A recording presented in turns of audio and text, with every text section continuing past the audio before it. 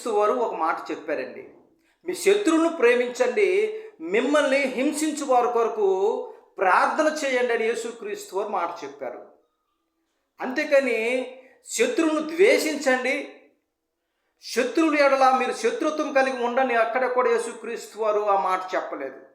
నువ్వు శత్రువుల్ని ప్రేమించి దేవుని దగ్గర నువ్వు యథార్థత కలిగి నువ్వు శత్రువుల కొరకు నువ్వు ప్రార్థన చేసినట్లయితే ఆ శత్రువుల యొక్క ఆ మనుషుల యొక్క మనసును దేవుడు మార్చేస్తాడు. శత్రువుల్ని నీకు మిత్రులుగా చేసేస్తాడు. నిన్ను ఎవరైతే ద్వేషిస్తూ ఉన్నారో నిన్ను ప్రేమించువారుగా దేవుడు చేస్తాడు.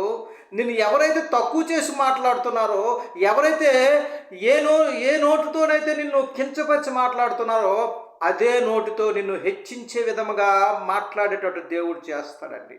అయితే నువ్వు ఒక పని చేయాలి. ఏం చేయాలంటే వారి కొరకు యథార్థముగా నువ్వు ఉండి దేవునికి ప్రార్థన చేయాలి, ప్రేమించాలి వాళ్ళకి.